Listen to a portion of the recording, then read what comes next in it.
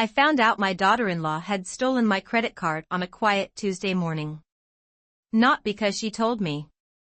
Not because my son warned me. But because my bank sent a notification that didn't make sense. I'm 67 years old. I live in the same brick house my late husband and I bought in 1983, in a quiet suburb outside Columbus, Ohio. My days are simple. I drink coffee at 6:30 every morning, read the local paper on my tablet, and I check my bank account before I start watering the roses in the backyard. That morning, the number on the screen made me stop breathing for a second. $63, $214.87. For a moment I thought it had to be a mistake. I don't spend money like that. Not now. Not ever.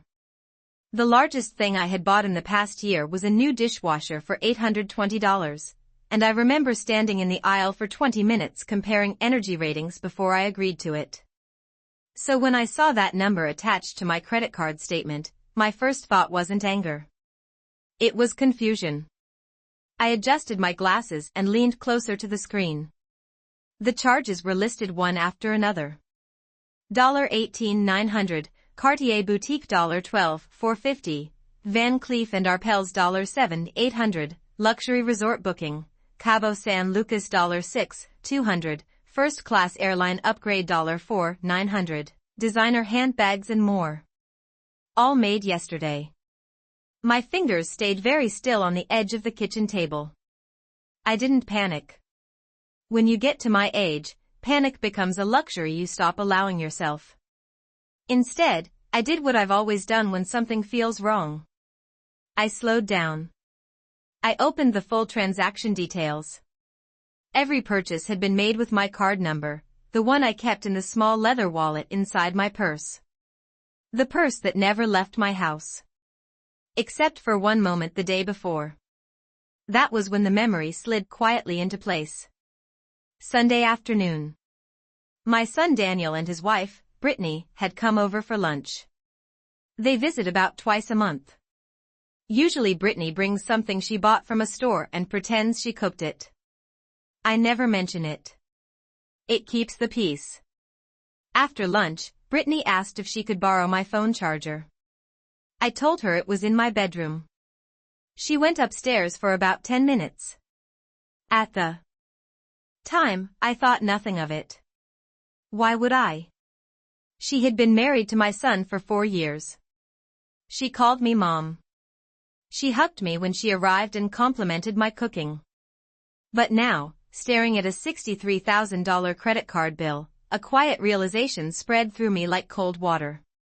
My purse had been on the dresser in that same bedroom. And inside it, my credit card. I leaned back in my chair and let out a slow breath. Outside the kitchen window, the neighbor's dog barked twice and then everything went quiet again. I didn't call Daniel. I didn't call Brittany. I didn't call the bank. Not yet. Instead, I opened the transaction timestamps. Each charge had a location tag. Cartier, Easton Town Center, Van Cleef, same mall, airline booking, 10:14 p.m., luxury resort reservation, 10:27 p.m. The purchases had been made confidently. Not like someone afraid of getting caught. Like someone who believed the money belonged to them. That detail told me something important. This wasn't desperation. This was entitlement. I closed my tablet and folded my hands on the table. For 67 years, I have learned something about people. When someone betrays you, the worst thing you can do is confront them too early. If you shout, they lie. If you accuse, they deny. But if you stay quiet, they keep talking. They keep spending. They keep leaving footprints everywhere. And footprints are very useful. So instead of calling my son, I stood up and walked to the bedroom. My purse was exactly where I left it. Inside, my credit card was still in its slot. Which meant Brittany hadn't taken the card. She had taken something far more useful. A photo of it. I stared at the card for a long moment. Then I took out my phone. Not to call my son. but to call someone else. A man named Richard Harlan. Richard had been my husband's lawyer for almost 20 years before my husband passed away. He handled our estate paperwork, our property records, and a few unpleasant matters with distant relatives who once tried to contest my husband's business assets. Richard understood something about me. I wasn't emotional when problems appeared. I was patient. He answered on the second ring. "Margaret," he said warmly. "What can I do for you this morning?" I looked back down at the credit card in my hand. "My daughter-in-law," I said calmly, "just spent $63,000 on my credit card." There was a pause. Then Richard asked quietly, "Do you want to press charges?" I walked back to the kitchen window and watched the wind move the roses in the backyard. "No," I said. "Not yet." Another pause. Richard knew me well enough not to interrupt. "First," I continued, "I want to know everything she bought. I want the stores, the cameras, the receipts, the signatures, and the travel bookings." Richard exhaled slowly. "Margaret, what exactly are you planning?" I allowed myself the smallest smile. Because Brittany thought she had taken money from an old woman who wouldn't fight back. What she didn't know yet was that she had just given me something far more valuable. Evidence. And by the time my son and his wife sat down at my dining table next Sunday, I was going to have all of it. I didn't sleep much that night. Not because I was upset, but because my mind was working. When you live long enough, you learn that betrayal rarely appears out of nowhere. It leaves small clues behind it, little moments you ignored because you wanted to believe the best about people. Lying in bed, staring at the ceiling fan slowly turning above me, I started remembering things about Brittany that had bothered me over the years. At the time, I brushed them off. Now they looked different. Brittany had always loved expensive things. That wasn't a crime by itself. Plenty of people enjoy nice clothes or jewelry. But Brittany's interest in money had a certain intensity. She liked to ask questions. Casual questions. Questions that seemed harmless if you didn't think about them too closely. How much did houses cost when you bought this one? Is your mortgage paid off? Do retirees still pay property taxes? Once, about a year ago, she stood in my kitchen looking at the cabinets and said with a small laugh, "This place must be worth a fortune now." I remember smiling politely and changing the subject. Back then, I thought she was simply curious. But there were other moments. Little ones. Last Christmas, she had watched carefully while Daniel helped me carry some documents from my office to the safe in the hallway closet. "Wow," she said lightly, "you still keep paper files?" Her eyes stayed on the safe a little too long. Daniel didn't notice. My son has always been trusting. He was the kind of boy who lent his lunch money in school and believed people when they promised to pay him back. He grew into the same kind of man. And Brittany knew it. I turned onto my side and looked at the clock. 2:17 a.m. Another memory surfaced. 3 months ago Brittany had asked me a question that felt strange at the time. We were sitting in my living room while Daniel tried to fix the Wi-Fi router. She had glanced at my purse sitting beside the armchair. "Margaret," she said, "do you use online banking much?" "Every day," I told her. "Oh," she said. "I just worry about fraud with older people. Sometimes cards get stolen." I remember laughing softly. "I check my accounts every morning," I told her.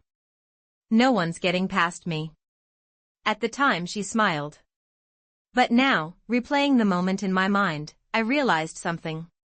That smile hadn't been relief. It had been calculation. The next morning I woke up at exactly the same time I always do, 6:30.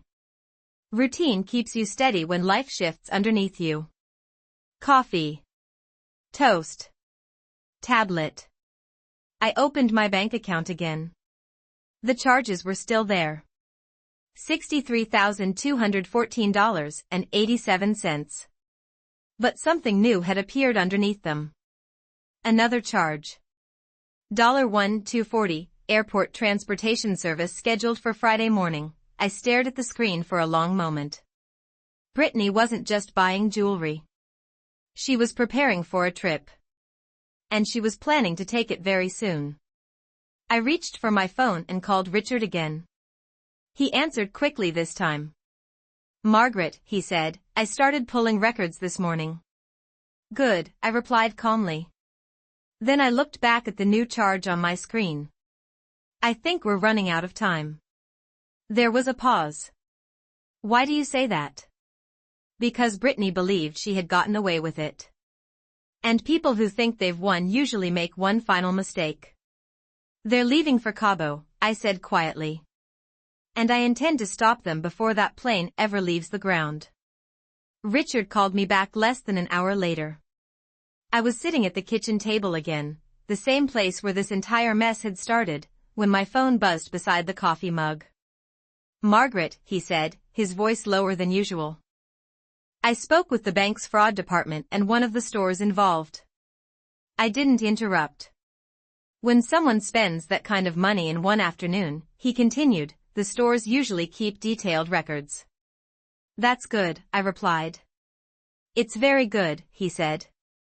"Because one of them already sent something over." A quiet pause followed. Security camera footage. I looked out the window at the backyard.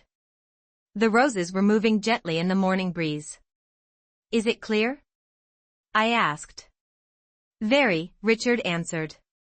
Then he hesitated. "Margaret, are you sitting down?" "I am." "It's Brittany."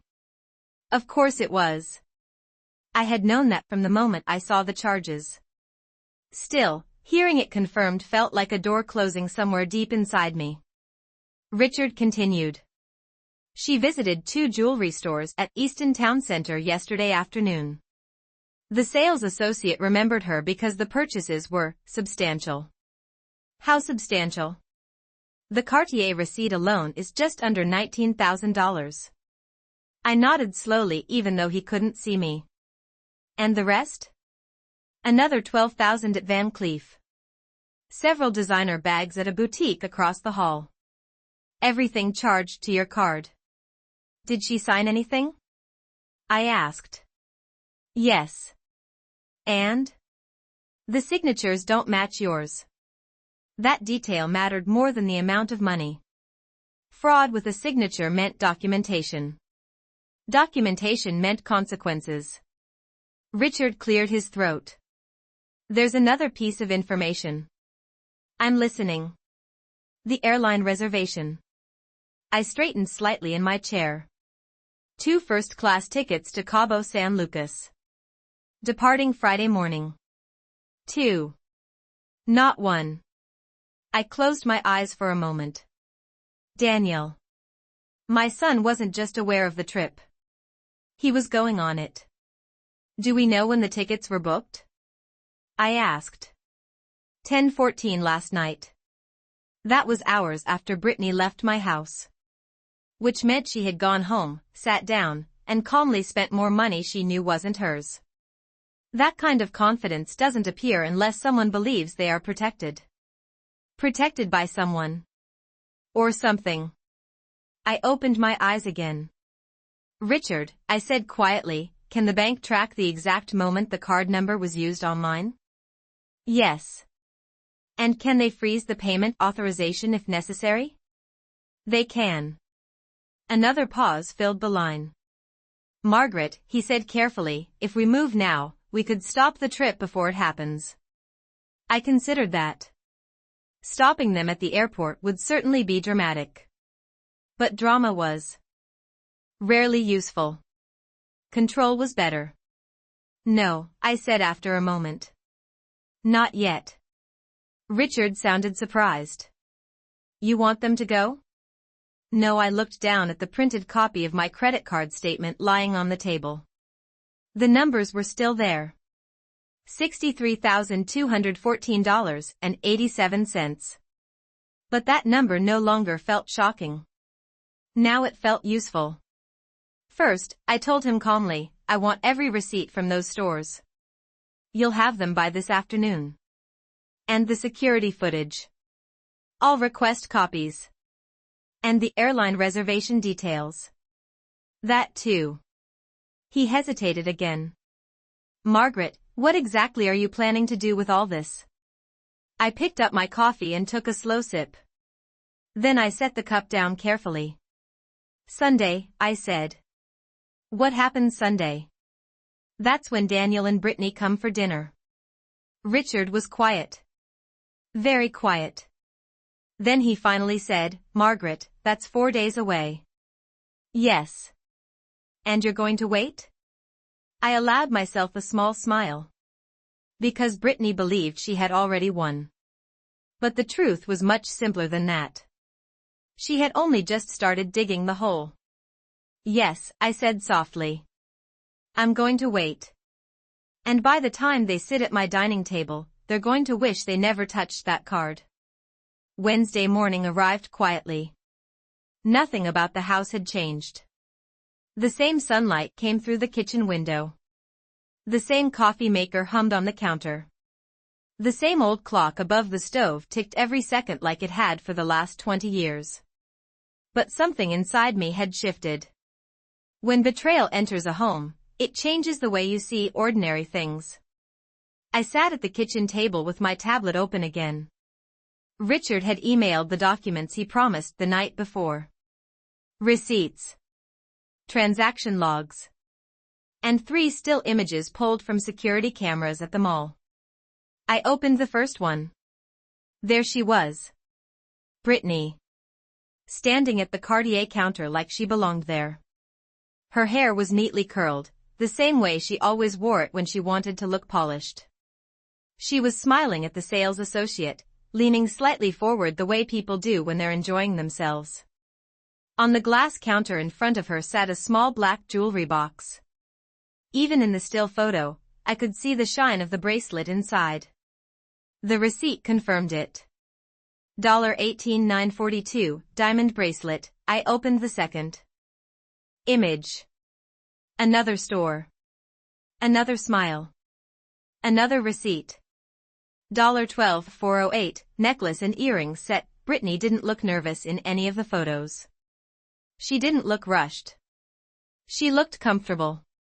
That was the part that interested me most.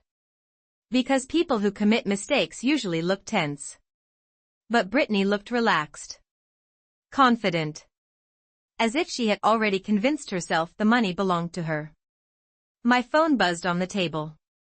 Richard again. I assume you saw the files, he said. Yes. What do you think? I studied the image on my screen one more time before answering. I think she had a very good afternoon. Richard gave a quiet sigh. There's more. I suspected there would be. The airline booking includes Daniel's passport number. I closed the photo slowly. That detail settled the last remaining question. Daniel knew. Maybe Brittany told him the card belonged to her. Maybe he didn't ask. Or maybe he understood exactly what was happening and chose not to look too closely. Either way, he was sitting on the same plane. Did you find the resort reservation? I asked. Yes. Luxury beachfront suite. 5 nights. And the transportation charge? A private car service picking them up Friday morning. 7:30 a.m. So the plan was simple. Brittany spends the money. Daniel packs a suitcase. And they disappear to Mexico before anyone notices. Except someone had noticed. Me. I leaned back in my chair and folded my arms. Richard, I said calmly, how quickly could the bank reverse those charges if fraud is confirmed? Very quickly. And the stores? They would cooperate. And the airline? If the payment authorization disappears, the tickets disappear. That was useful information. But I still wasn't ready to move. Not yet, I said again. Richard chuckled quietly. I'm starting to see the pattern here. Good. Sunday dinner, right? Yes. He paused for a moment. You really intend to wait until then? I looked around my kitchen. At the table where Daniel used to do homework when he was 10 years old. At the doorway where he once measured his height with pencil marks on the wall. Waiting 4 days felt like nothing compared to the years I had spent raising him. Yes, I said. Because by Sunday, I tapped the printed receipts sitting in front of me. They won't just be explaining the jewelry. They'll be explaining everything. Thursday afternoon, something unexpected happened. Daniel called me. That alone wasn't unusual. My son checks in once or twice a week. Usually it's a quick conversation about work, the weather, or whether I need help fixing something around the house. But this time, his voice sounded careful. Hey Mom, he said. Hello, Daniel. You doing okay? I'm fine. Just finished watering the roses. There was a short pause on the line. The kind of pause that usually means someone is choosing their next words very carefully. That's good, he said. Listen. Brittany and I were thinking about taking a little trip this weekend. Of course they were. I walked slowly across the kitchen and sat down at the table again. Oh. I said lightly. Where to? Mexico, he replied. Cabo. I could almost picture Brittany sitting somewhere nearby while he made the call. Maybe on the couch. Maybe watching him. Making sure the story sounded normal. That sounds nice, I said calmly. Yeah, Daniel continued, sounding a little more relaxed now. It's just a short vacation.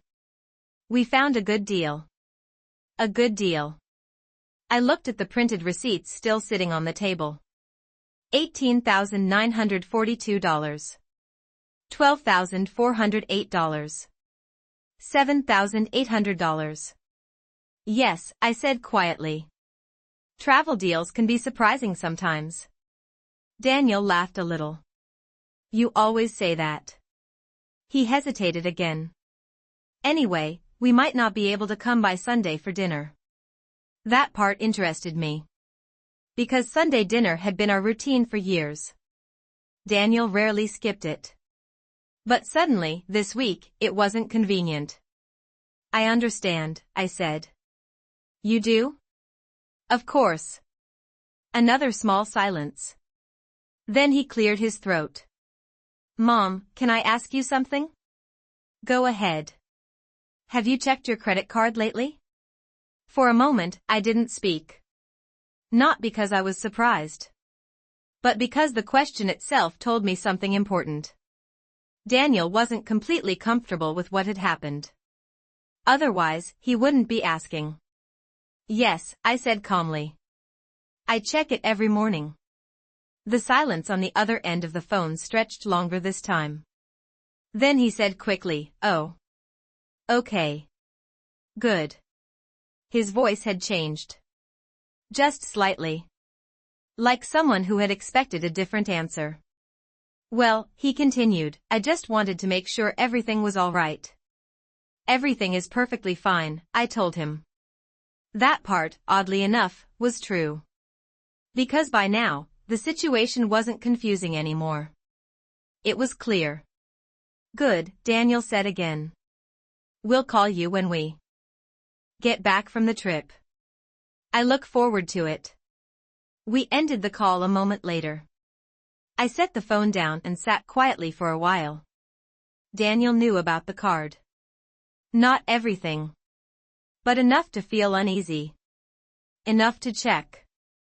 That meant Brittany had already told him some version of the story. Probably something simple. Something convenient. Something like, your mom won't notice. I stood up and walked to the kitchen window again. Outside, the afternoon sun was beginning to drop behind the trees. 4 days ago, Brittany believed she had taken something from me. Money. But what she had really done was reveal exactly how far she was willing to go. My phone buzzed again. Richard. Margaret, he said, the bank just confirmed something interesting. What is it? The airline tickets. Yes. They were paid using the same credit card. That doesn't surprise me. Richard chuckled softly. It should. Why? Because the tickets are non-refundable. I smiled slightly. That detail made Sunday dinner even more interesting. Good, I said calmly. Very good. Friday morning arrived with gray clouds and a quiet drizzle outside my kitchen window. Normally I enjoy rainy mornings. They slow the world down. But that day, the house felt unusually still. Not tense. Just observant. I poured my coffee and opened my tablet again. The credit card charges hadn't changed. The same numbers stared back at me. $63,214.87. But now I knew exactly where every dollar had gone. Jewelry. Designer bags. Plane tickets. A luxury resort suite waiting in Cabo San Lucas. All purchased with the confidence of someone who believed the consequences would never arrive. My phone buzzed just after 7 a.m. Richard again. Good morning, Margaret, he said. Good morning. I thought you'd want an update. I always do. He shuffled some papers on his end of the line. The bank finished verifying the transactions. Every purchase came from Brittany personally. The stores confirmed it. That was expected. There's also something else. I'm listening. The airline confirmed check-in activity early this morning. I looked at the clock on the wall. 7:12 a.m. So they're at the airport, I said. Yes. I pictured Daniel and Brittany walking through security at John Glenn International Airport. Brittany probably wearing new sunglasses. Daniel pulling a small suitcase behind him. Two people preparing for a 5-day beach vacation paid for with someone else's money. Richard, I said calmly, what happens if we reverse the charges right now? The jewelry stores would immediately flag the purchases. And the airline? The payment authorization disappears. Their tickets become invalid. In other words, I said, their vacation ends before it starts. Correct. Richard paused before adding quietly, do you want me to do it? I walked slowly toward the kitchen window. The rain had become steadier now, tapping softly against the glass. 4 days ago, if someone had asked me whether my son would sit on a plane paid for with stolen money, I would have said no without hesitation. But life has a way of revealing truths you never expected to see. Still, something inside me remained steady. Because this wasn't just about the money. It was about what happened afterward. Not yet, I said again. Richard laughed softly. I'm beginning to think you enjoy the suspense. Not suspense, I replied. Timing. There's a difference between stopping someone and letting them fully understand the mistake they made. Stopping them at the airport would create panic. But Sunday dinner would create clarity. They're already through security by now, Richard said. Once they board, it becomes more complicated. That's all right. You're certain? Yes. I turned away from the window and looked at the kitchen table where the printed receipts were stacked neatly in a folder. Evidence. Every charge. Every signature. Every timestamp. By the time Daniel and Brittany returned from their little trip, the entire situation would be waiting for them. Calm. Documented. Impossible to deny. Let them enjoy the flight, I said quietly. Because when they get back, I closed the folder and placed it carefully in the drawer beside the table. Sunday dinner is still happening. Daniel and Brittany landed in Cabo just after noon. I knew because Richard texted me. Flight arrived. Payment authorization still active. I replied with a simple message. Good. Then I went outside and watered the roses. Life doesn't stop just because someone betrays you. The grass still grows. The mail still arrives. The neighbor still walks his golden retriever past my driveway every afternoon at the same time. Routine has a way of reminding you who you are. And who you are not. By Friday evening, my phone lit up with photos. Not from Richard. From Brittany. She had posted them on social media. A beach. Blue water. A glass of champagne. And on her wrist, very clearly visible in the sunlight, was the diamond bracelet from Cartier.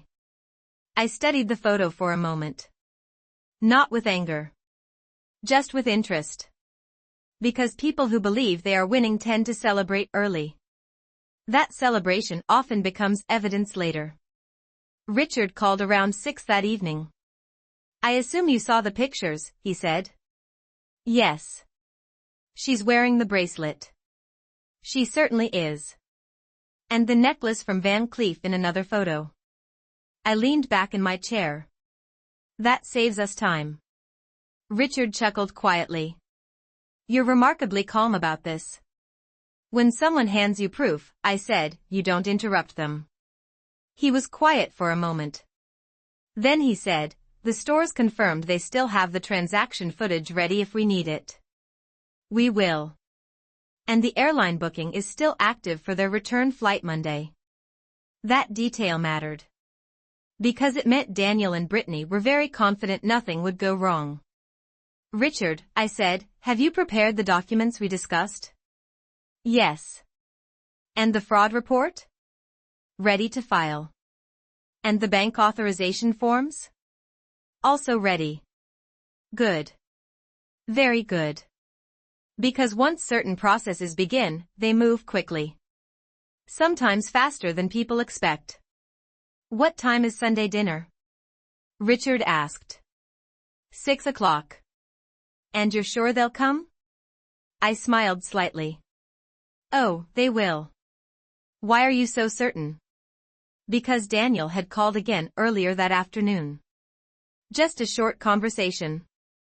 He sounded relaxed this time. Almost cheerful. "Mom," he said, "Cabo is beautiful. We'll be back Monday night. Maybe we can come by next Sunday instead." I told him something very simple. "No, Daniel," I said. "Dinner is still this Sunday." There had been a pause. "But we just got back from the trip, that's all right," I said calmly. "I already bought the groceries." Another pause. Daniel has always struggled to say no to me. Especially when I sound completely reasonable. "Okay," he finally said. "We'll be there." So yes. They would come. And when they sat down at my dining table Sunday evening, they would expect an ordinary meal. Roast chicken. Mashed potatoes. A quiet conversation. What they wouldn't expect was the folder already waiting inside the kitchen drawer. Receipts. Photos. Bank confirmations. And one more document Richard had prepared that afternoon. A fraud report with Brittany's name printed neatly across the top. Sunday dinner was going to be very educational. For everyone. Saturday passed quietly. Too quietly. The kind of quiet that feels like the moment before a storm arrives. I spent most of the morning doing ordinary things. Laundry. Grocery shopping. Cleaning the kitchen. The same routine I've followed for years whenever Daniel and Brittany come for Sunday dinner. Roast chicken. Mashed potatoes. Green beans with butter. Daniel's favorite meal since he was a teenager. I suppose some habits stay the same even when everything else changes. Around noon, my phone buzzed again. Another message from Brittany's social media. This time it was a short video. She was standing on a balcony overlooking the ocean. The wind was moving her hair, and she was laughing while Daniel held the camera. "Best weekend ever," she said. Then she lifted her wrist again. The bracelet sparkled in the sunlight. Daniel laughed behind the camera. "Careful," he said jokingly. "My mom's gonna see that and think we're rich." Brittany laughed too. "Relax," she replied. "Your mom barely uses social media. I watched the video once. Then I saved it." Evidence has a strange way of presenting itself when people feel safe. Later that afternoon, Richard called again. "Margaret," he said, "I have the final documents." "Good. The fraud report is complete. The bank confirmed that once you sign it, the entire $63,000 will be reversed." "And the airline tickets?" "They disappear immediately." "Excellent." There was a short pause. "Margaret, are you absolutely sure you want to wait until Sunday evening?" "Yes. You could file everything right now." "I could." "And?" I looked around the kitchen.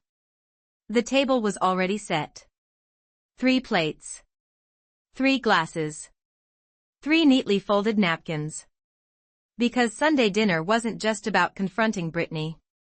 It was about something else. Daniel. My son deserved one chance to look at the truth directly. To decide who he wanted to be when that moment arrived. "If I file it today," I said calmly, "they'll think it was just bad luck. And if you wait? They'll understand exactly why it happened." Richard was quiet for a few seconds. Then he said softly, "You're giving them the opportunity to tell the truth." "Yes. And if they don't?" I opened the kitchen drawer and looked at the folder again. Receipts. Photos. Bank confirmations. And the unsigned fraud report. Then the paperwork speaks for them. Saturday evening came slowly. By the time the sun disappeared behind the trees, I had finished preparing most of the dinner. The chicken was already seasoned and resting in the refrigerator. The potatoes were washed. The table was ready. Just before I went to bed, my phone buzzed one last time. A text from Daniel. "Landing tomorrow night around 9. See you for dinner." I read the message twice. Then I placed the phone on the nightstand and turned off the light. Sunday was less than 24 hours away now. And by the time Daniel and Brittany sat down at my dining table, every piece of the truth would already be waiting. Sunday arrived with clear skies. The kind of calm, bright afternoon that makes everything look ordinary. By 4 o'clock, the house smelled exactly the way it always does on Sundays. Roast chicken in the oven. Butter warming in a small pan for the green beans. Potatoes boiling slowly on the stove. Anyone walking through the front door would think nothing had changed. But I knew better. At 5:30 I set the table. 3 plates. 3 glasses. The same blue dishes Daniel grew up using when he still lived in this house. Then I opened the kitchen drawer. The folder was exactly where I had left it. Inside were the receipts from Cartier and Van Cleef, the airline confirmation, the still photos from the security cameras, and the printed copies of Brittany's beach photos wearing the bracelet. On top of everything sat the fraud report Richard prepared. And signed. Waiting. I closed the folder and placed it beside my chair at the table. Right where I could reach it easily. At 5:58 p.m., headlights pulled into the driveway. Right on time. Daniel has always been punctual. I watched through the kitchen window as they stepped out of the car. Daniel looked relaxed, carrying a small bag from the airport. Brittany stepped out next. She was wearing a white summer dress and sunglasses pushed up into her hair. And on her wrist, the bracelet. Even from across the driveway, the diamonds caught the evening sunlight. They walked up to the front door together. A moment later, the doorbell rang. I opened the door with a small smile. "Hi, Mom," Daniel said, leaning forward to hug me. "Hello, sweetheart." Brittany followed with her usual cheerful voice. "Hi, Margaret. The house smells amazing." "Thank you," I said. They stepped inside. Daniel immediately looked toward the kitchen. Roast chicken, he asked. Of course. He smiled.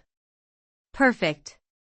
Brittany walked past me toward the dining room, glancing around the house the way she always did, like she was measuring the place without realizing it. Then her wrist moved again as she brushed her hair back. The bracelet sparkled under the dining room light.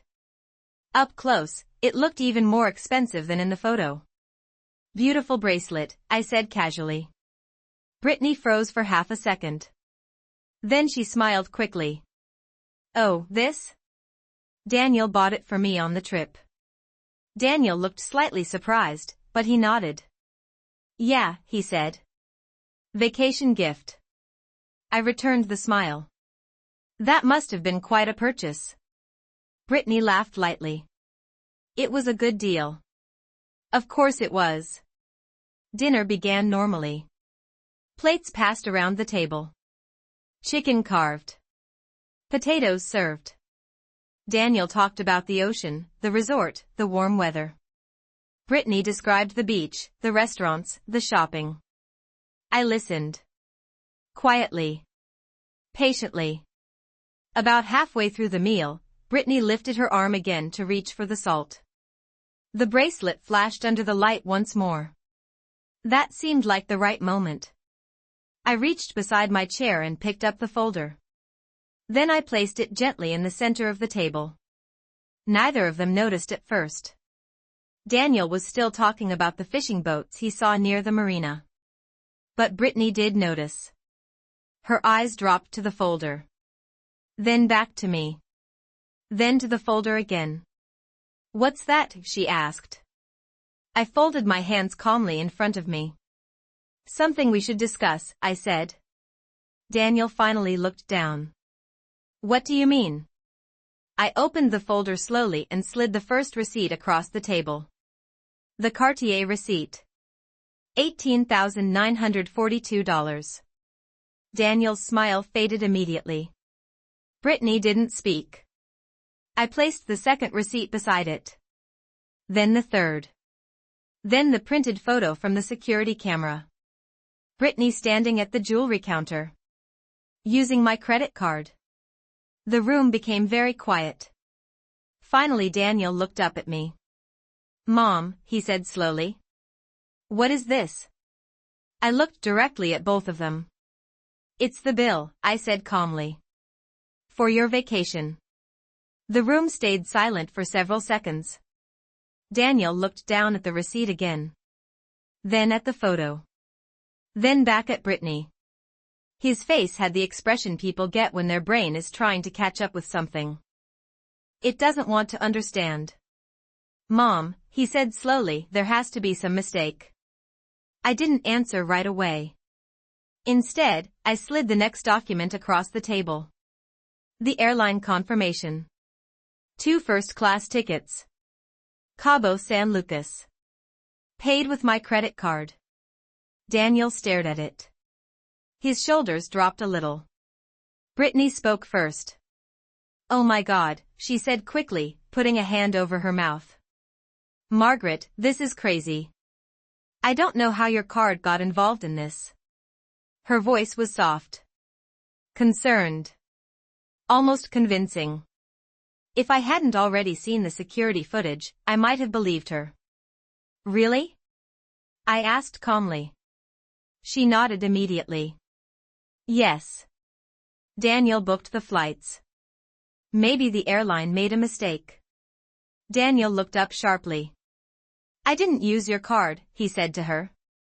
I used the one you gave me. The silence returned. Brittany blinked once. Then twice. Well, that's the card you normally use, right? She said carefully. Daniel's confusion was now turning into something else. Suspicion. Brittany, he said slowly, I never gave you my mom's card.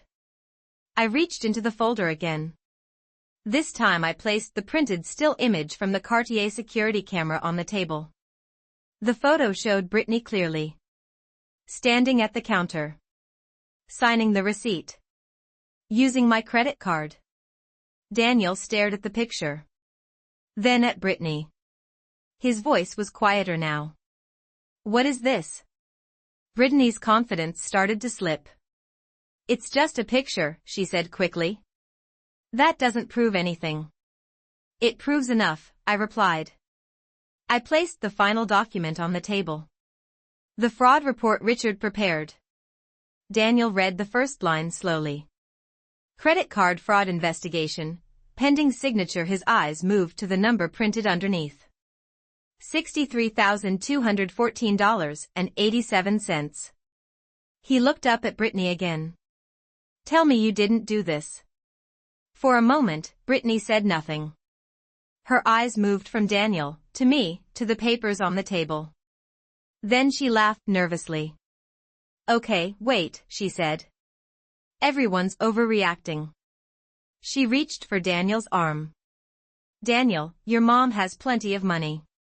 This isn't a big deal. That sentence changed everything. Daniel slowly pulled his arm away. Not a big deal, he repeated. Brittany sighed, clearly irritated now. Oh, come on. It's not like she needed the money. The kitchen felt colder somehow. I folded my hands calmly. For 4 days I had waited for this moment. Not for anger. Not for revenge. Just for the truth. Daniel looked down at the documents again. Then at the bracelet on Brittany's wrist. The same bracelet from the receipt. The same one from the beach photos. His voice dropped almost to a whisper. You stole from my mom. Brittany rolled her eyes. Oh please. Stole is a dramatic word. That was when I reached for the pen lying beside the folder. I held it between my fingers and looked at both of them. This report, I said calmly, goes to the bank the moment I sign it. Daniel looked up quickly. Mom, but I wasn't finished yet. Because Brittany still hadn't realized something important. The money wasn't the real problem anymore. What mattered now was what happened next. Daniel kept staring at the pen in my hand. The room had become very still. Even the small sounds of dinner, the clink of silverware, the quiet hum of the refrigerator, seemed to disappear. Mom, wait, Daniel said. His voice sounded strained now. He looked back at Brittany. Just tell the truth, he said quietly. Brittany crossed her arms. You're acting like I robbed a bank. No, Daniel replied. You used my mother's credit card. She wasn't using it, Brittany snapped. The words hung in the air for a moment. I watched Daniel's face carefully. Because sometimes the truth doesn't arrive all at once. Sometimes it lands slowly. Like weight settling onto someone's shoulders. Brittany, Daniel said, that money wasn't yours. She gave a short, frustrated laugh. Oh please, Daniel. Your mom has this house, savings, investments, she's comfortable. What difference does $60,000 make? Daniel looked at her as if he were seeing her for the first time. Did you hear what you just said? Brittany threw her hands up.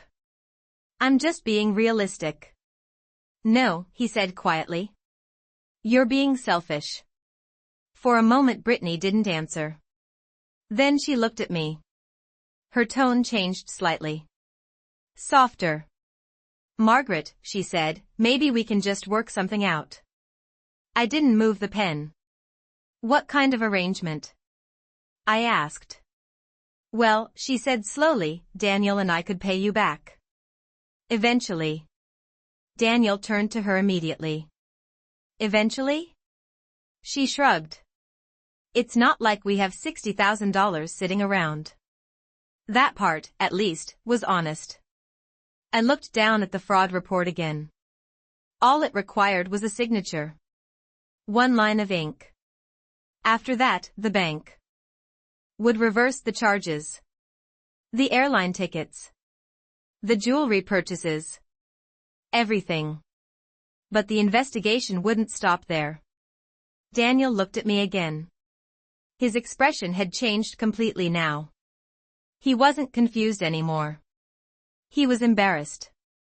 "Mom," he said quietly, "I didn't know she used your card." I believed him. Not because he was my son, but because his reaction tonight had been too genuine to fake. Brittany noticed the shift immediately. Her voice sharpened. "Daniel, don't act like you're innocent in this." "I didn't steal from my mother," he replied. That sentence settled something in the room. Brittany's confidence finally cracked. She looked back at me. "You're seriously going to report this?" she asked. "Yes," I said calmly. Her eyes widened. "You'd destroy your own son's life over money?" I shook my head slowly. "No." Then I placed the pen down beside the paper. Because there was one thing Brittany still didn't understand. "This report," I said quietly, "doesn't destroy lives. It reveals them." Daniel stared at the fraud report for a long moment. Then he reached forward and pushed the paper slightly closer to me. His voice was steady now. "Mom," he said, "you should sign it." Daniel's words stayed in the air for a moment. "You should sign it." I looked at my son across the dinner table. For a second, I saw the little boy he used to be, the one who sat right there doing homework while I made dinner, asking me how fractions worked and whether we could get ice cream after school. Life has a strange way of testing the people you love. Sometimes it tests them quietly. Sometimes it places a moment like this in front of them and waits to see who they choose to become. Brittany stared at Daniel like she couldn't believe what she was hearing. "Are you serious?" she said. Daniel didn't look at her. "Yes." Her voice rose immediately. "Daniel, you can't be serious. It's just money." He finally turned toward her. "No," he said quietly. "It's not." He pointed at the papers on the table. "You lied. You stole from my mom. And then you told me it wasn't a big deal." Brittany's face flushed red. "Oh please," she snapped. "You're really going to take her side?" Daniel didn't answer right away. Instead, he stood up slowly from his chair. Then he looked at me again. "Mom," he said, "I'm sorry." There wasn't anything dramatic in his voice. Just honesty. That was enough. I picked up the pen. The paper didn't shake in my hands. At my age, you learn that difficult decisions don't require anger. They require clarity. I signed my name on the line. Just like that. One quiet motion. Daniel let out a slow breath. Brittany pushed her chair back sharply. "You can't be serious," she said again, but this time her voice sounded smaller. "This will ruin everything." I closed the folder and placed the pen back on the table. "No," I said calmly. "What ruined everything was the choice you made when you took that card." Neither of them spoke after that. Dinner ended quietly. Daniel helped me clear the plates. Brittany stood near the doorway, silent now, the bracelet still glittering on her wrist. Before they left, Daniel stopped beside the kitchen door. "I'll fix this," he said. I nodded. "I hope you do." They walked out to the driveway together. The car started. Then the headlights disappeared down the street. The house became quiet again. Later that night, Richard called. "The bank received the report," he said. "The charges will be reversed by morning." "Thank you," I replied. After we hung up, I stepped outside onto the back porch. The roses were still there. The same garden I had watered every morning for years. Some things survive storms. Some things don't. But one thing I've learned after 67 years is this: kindness is not weakness. Patience is not blindness. And sometimes the strongest thing a person can do is simply stop letting others take advantage of the life they built. Sunday dinner was over. But the lesson it brought with it would last much longer than the meal.